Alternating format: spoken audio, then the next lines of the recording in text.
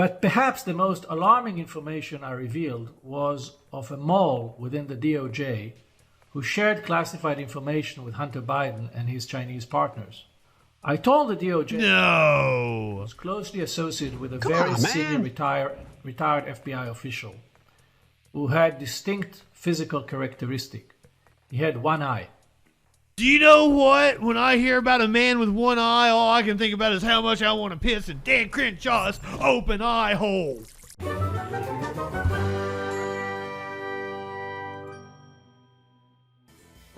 Hunter Biden's lawyer claims he has proof that the January 6 masterminds also fabricated laptop lies. Getting interesting here. I love these shades, Snicks. They're women's glasses. I think I rock them. It is like I can finally take them off. It's not brought in here anymore.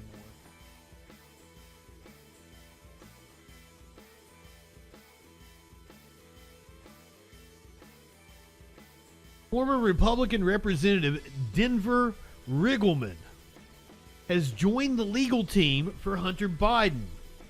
And similar to what he did for the January 6th committee in exploring the tech pieces of the conspiracies that the GOP has pushed for the past 3 years. Speaking to CNN's Jim Acosta on... Oh, do we have video? Is there video? Yeah! Let's do this. Discontent continues to grow over the Hunter Biden plea deal. 2 IRS whistleblowers have claimed that the Justice Department slow-walked the criminal probe, blocked their efforts to get search warrants and subpoenas, and blocked prosecutors from filing felony charges. Joining us with more on this is former Republican Congressman Denver Riggleman, who is working with Hunter Biden's legal team. Congressman, welcome. Appreciate it. You're well known for your work on the January 6th committee. We've talked about that in the past, talking about something different this time around. Why did you decide to take on this case and work with the Hunter Biden legal team? And what's your role here? It's been interesting. My role was really the same as it was with the committee, was really technical and analytical support based on computer forensics and phone forensics. And he knows his role. Since late last year. So we've been tracking data and what everybody's been saying over the past 2 years, which has been really interesting. But why did I really take this is because, I do hate bullies. But I also found out, as the Hunter Biden legal team reached out to me, that a lot of the people that have been pushing this are the same people that push the J6 conspiracy theories. And once I saw that some of the same techniques were being used, and that you had the Steve Bannon, Rudy Giuliani, Sidney Powell, and Peter Navarro's, staff all involved in pushing the Hunter Biden laptop data, I got very curious. I love ones and zeros. I love forensics. And I think we have the best team in the world. And we saw that the Hunter Biden laptop data dissemination was so similar to what was happening on January 6th. And it was the same people. I needed to jump in. And so I came in late last year. And so I guess the question is, as you did for the House Select Committee on the January 6th investigation, you're assessing data. What kinds of things are you looking at? Are you looking at the laptop, for example, that has been talked about so much? Are there other things? What can you give us insights into? Yeah, and there's some things I can't talk about because unlike the grifters out there pushing data, I actually have to have transparency and verification, right, in data to stand up in a court of law. But I can tell you this. What we wanted to look at first is the data that's out there that's purported to be Hunter Biden's laptop. We wanted to see if there was any forensic format or any forensic validity to it, and there was none. Jim, I think what surprised me that if you're looking at data from 4chan or from a site like Marco Polo, you have to have forensic validity. And I am shocked that anybody in Congress would use that data or any journalist would even use those sources, because what we found out, and we do have the data, we have the ones and zeros, we have the facts-based analysis based on the ones and zeros that we have. We found it's the very same folks. We have videos. We have them self-identifying for them manipulating the data. We have people using words like Steve Bannon, like editorial creativity, and we have specific instances of fabrication and manipulation of the data. So what I would warn Congress and warn any journalist out there is that the data that's in the public sphere right now has no relation to any forensic copy that's attached to a Hunter Biden laptop. And it looks like to us that most of the data is curated. It's almost like a mixtape of multiple data sources that's gone through the hands of 30 or 40 people. And so again, if the two main teams are Rudy Giuliani running the Russian-Ukrainian data and Steve Bannon under GWAL a Chinese, an individual, a Chinese national that's been arrested. Stupid? I don't think you should be actually fools? looking at those sources, because you have felons and people that have been disbarred that are really running this Hunter Biden fiasco. And that's really why I was drawn to the case, is I just wanted to see what the data was. And for us, it's the ones and zeros. We can just go right in and we can plow through it and we can see what's true and what's Memorex. And what we found out is that a lot of the things that they say aren't validated, they're ridiculous, and we've even found cases of fabricated data. And Denver, I mean, what about these whistleblowers, these IRS whistleblowers claiming that the Now, as I understand it, news organizations have verified that there are authentic documents on the laptop linking it to Hunter. But it would not shock me at all to find that has been tampered with. Who would like to put money on the big guy? Not even being a phrase found anywhere in that laptop. Do you think that was planted? But then again, as I say that, if they were going to plant something, wouldn't it be more obvious than, 10% to the big guy? Like, that just sounds like that was something innocuous that they took and ran with. So, I don't know. I think it's very possible that there's a lot of shady shit going on with this Hunter Biden. The whole thing has smelled rotten from the beginning. There's a file called The Big Guy, but it's actually Hunter's wang. His giant schlong. Apparently he's... You live in sexual anarchy? He could pull some tails, so apparently he's working with something down there. Justice Department slow walk the criminal probe? Are you going to be getting into any of that? Do you have evidence to refute that? What is the legal team saying about that? Yeah. It's possible. Well, it just seems like a lot of the other so-called whistleblowers, I don't even know if you want to define them as that, it seems like they're always wrong. Either, witnesses turn up missing or dead, or somehow the data just disappears into the twilight, or people can't even spell words correctly or actually go through how a laptop is broken down in any type of notes.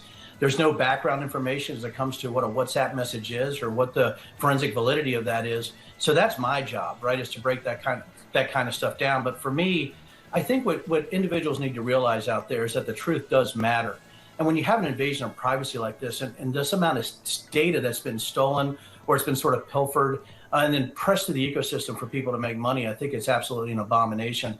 We already know that Hunter Biden did very bad things. The thing is that, if it's just a flank to an election, that's an awful thing that you actually want to use. So I'll say this, for any type of whistleblowers, everything like that, you got to have proof, you got to have validity. And now that we know that there's even text messages that were made up, I think, Jim, in May 24th and 25th of 2018, we had text messages that were actually made up, fabricated between United States Secret Service agents that were reported by the New York Post. And they said they had forensic validity. That was just BS. And I just think here's the thing, either these individuals, the whistleblowers, haven't been trained properly, they're credulous, right? Credulous idiots, they're liars, or they're grifters, or some combination of all that above. And I think that's what gets to me, is that, again, we're seeing the same exact people peddling this type of information that were really the masterminds of J6. And I think that's something that, as the only person who's seen the J6 data and the Hunter Biden data, I think I do have a unique perspective and a background and a trust where people will know what I'm saying is true. All right, well, we'll see how all of this develops, and we'll bring you back to talk about the Hunter Biden case. I'm interested. I want to see where this goes. Speaking of whistleblowers, whistleblower who accused the Bidens of corruption has now been charged with arms trafficking and violating Iran sanctions. Republicans allege that indicted arms trafficker Gal Luft has evidence of corruption on the part of President Biden. Now, I already know where they're going to go with this, obviously. Well, the DOJ is attacking him because he's got evidence. Well, they're trying to shut him down. A whistleblower who has repeatedly accused the Bidens of corruption has been charged by the Justice Department with arms trafficking, acting as a foreign agent of China, and violating Iran sanctions. Gal Luft, who is a citizen of both the United States and Israel, is accused of paying a former advisor to Donald Trump on behalf of principals in China in 2016 without registering as a foreign agent. Surprise. Beijing Biden, eh? Or like Ding Hao Donald. Oh, prosecute. Well, see, that's... we shouldn't have sanctions on Iran, but that's a whole different thing. Prosecutors say that Mr. Luft pushed the former government employee, who is not named, to push policies that were favorable to China. They also allege that he set up meetings between officials of Iran and a Chinese energy company to discuss oil deals, which would violate U.S. sanctions. They also allege that Mr. Luft conspired with others and attempted to broker illicit arms transactions with, among others, certain Chinese individuals and entities by working as a middleman to find both buyers and sellers for certain weapons and other materials in violations of the U.S. Arms Control Act. Specifically, prosecutors say he attempted to broker a sale of anti-tank weapons, grenade launchers, and mortar rounds to Libya by Chinese companies, and also pushed to arrange for the United Arab Emirates to purchase bombs and rockets, and for Kenya to acquire unmanned aerial vehicles capable of striking targets on the ground. Luft, 57, was arrested in Cyprus in February on U.S. charges, but fled after being released on bail while awaiting extradition and is not currently in U.S. custody. U.S. Attorney for the Southern District of New York, Damian Williams, said in a statement that Mr. Luft engaged in multiple serious criminal schemes. He subverted foreign agent registration laws in the United States to seek to promote Chinese policies by acting through a former high-ranking U.S. government official. He acted as a broker in deals for dangerous weapons and Iranian oil. He told multiple lies about his crimes to law enforcement. As the charges until today reflect, our office will continue to work vigorously with law enforcement to detect and hold accountable those who surreptitiously attempt, I even fucked it up, didn't I? Surreptitiously attempt to perpetrate malign foreign influence campaigns here in the United States. That is a really shitty file photo of Mr. Luft, apparently.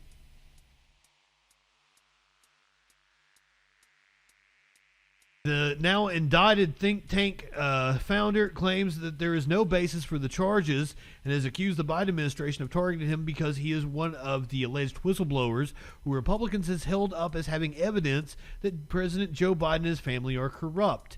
In a bizarre video first reported by the New York Post, Mr. Luft claims his arrest in Cyprus was meant to stop him from appearing before the GOP-controlled House Oversight Committee about alleged payments the Biden family allegedly received from Chinese intelligence-linked individuals.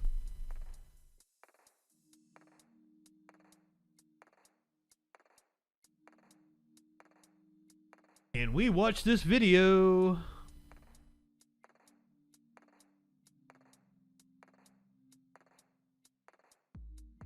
I love that the New York Post Dr. Gal Luft, or Gall, it's probably Gall.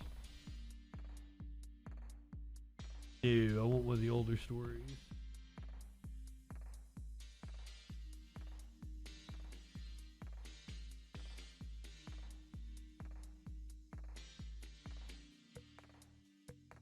So this was 4 days ago.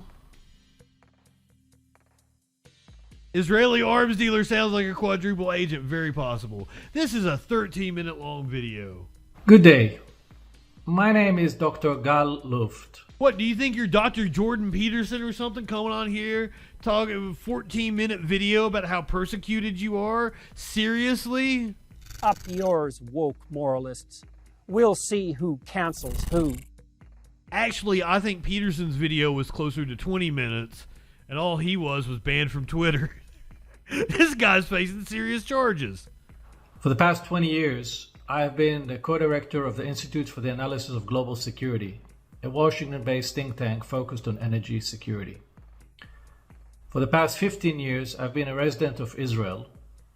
And for 4 years, I was senior advisor to the China energy company CFC, at the same time of its dealings with the Biden family.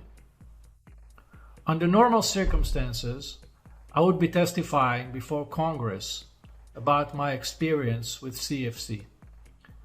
Sadly, due to circumstances I shall describe here in this video, I am forced to tell you this story via video. Because you The ran. ordeal goes back to a fatal decision I made in March of 2019 to share with the US government my knowledge about the Biden family's relations with CFC. As I said, it was in March of 2019 19. in a 2-day session at the US Embassy in Brussels. I insisted that the meeting take place in March because at the time there were rumors that Joe Biden was planning to run for president. I saw it as my civic duty to alert the government beforehand and give it enough time to probe the issue. I want to be clear. I'm not a Republican. I'm not a Democrat. I have no political motive or agenda. I did it out of deep concern that if the Bidens were to come to power, the country would be facing the same traumatic Russia collusion scandal, only this time with China. Sadly, because of the DOJ's cover-up, this is exactly what happened.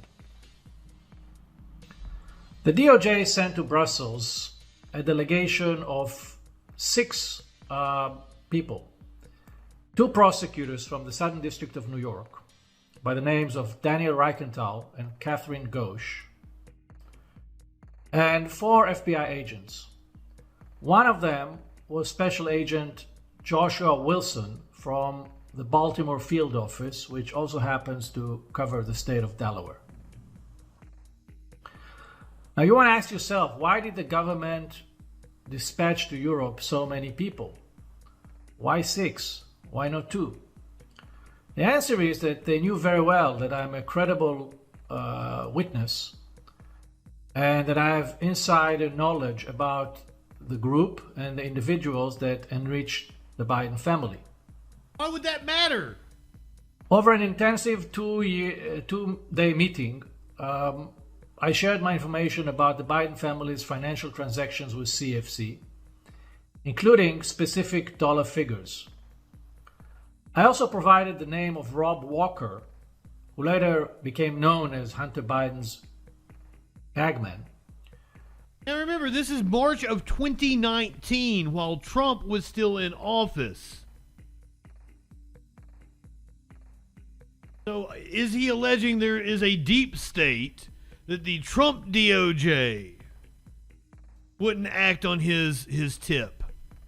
Yet, as we now know today from the whistleblower testimony, Gary Shapley, it took the DOJ a whole 21 months to probe the issue and to actually talk to Walker. But perhaps the most alarming information I revealed was of a mole within the DOJ who shared classified information with Hunter Biden and his Chinese partners. I told the DOJ was closely associated with a senior retired FBI official who had distinct physical characteristic. He had one eye. One of the FBI... Do you know what? When I hear about a man with one eye, all I can think about is how much I want to piss in Dan Crenshaw's open eye hole. Give me that pussy, sir. Agents at the time even told me, you know, that would be very easy for us to find. There aren't that many one-eyed people in the Bureau. The information I provided the FBI in March of 2019 was fully corroborated 9 months later when the famous laptop belonging to Hunter Biden, which contained all the emails and receipts, was handed to the FBI. And guess who seized the laptop from the computer repair shop? Oh, wow. A laptop that just happened to have information that verifies your claims showed up at a shady fucking computer repair store. This all doesn't sound like a fucking setup to me at all. It was Special Agent Joshua Wilson It was the one I made. who was with me in Brussels earlier. In other words, the FBI knew about, from me, about the Biden CFC deals before they got hold of the laptop, way before. They had enough time to investigate the issue, but they didn't. Once again, what are these CFC deals? I never heard back from the DOJ. But instead of showing appreciation for my whistleblowing, I can explain what Trump is accused of doing with Russia and how it benefited him and the mechanisms of how it worked. What in the fuck is the accusation against the Bidens? What's the quid pro quo? What did China get out of the situation? What did Biden? Because it sure doesn't seem like the Biden administration is acting favorable to China at the moment, sir. This all doesn't make sense. I became public enemy number one. Over the past 4 years that followed, me, my family, my friends, my associates, we were all harassed, intimidated, and finally, I was prosecuted. Despite all that, on the eve of the 2020 elections, I sent my lawyer to Washington to meet with then acting Deputy Attorney General, Mr. Richard Donoghue, to ensure he was informed about the information I had given his department in Brussels 19 months earlier, and also to warn him that there may still be a mole within the DOJ. Mr. Donoghue confirmed that he was aware of my claims, but now we learn from the IRS whistleblower that it was Rich Donoghue himself who suspended the investigation a few weeks earlier on September 4th, 2020, on the grounds that it was, quote, too close to the elections. Finally, in February this year, I was arrested in Cyprus on an extradition request from the Southern District of New York, the very same office that met with me in Brussels. The 7-count indictment said I violated the Arms Export Control Act, and if I convicted, I would face up to 100 years in prison. While I was detained in Cyprus, I was portrayed in the international media as an arms dealer, even though I never traded a bullet in my entire life. In fact, nowhere in my indictment the DOJ claimed or presented evidence that I bought, sold, shipped, or financed any weapons. I was also charged with acting you were just setting up deals. Agent of CFC, which is a FARA violation. The DOJ says that I caused the payment of $6,000 a month to former CIA Director James Woolsey in order to put his name on an article I had ghostwritten for the China Daily newspaper. Nowhere in the indictment, the DOJ mentioned the well-known fact that Mr. Woolsey had been an advisor to my think tank since 2002. And that there was nothing in the article that represented Chinese interest. To the contrary. The notion that I, Gal Luft, spoon-fed a CIA director with policy proposals on China, treating him like a useful idiot, is not only an insult to the... Oh, that's not the accusation, sir. Is that you just paid him money to put his name on something. And I totally believe that. I bet that shit goes on all the time. This seems like a slimy bastard.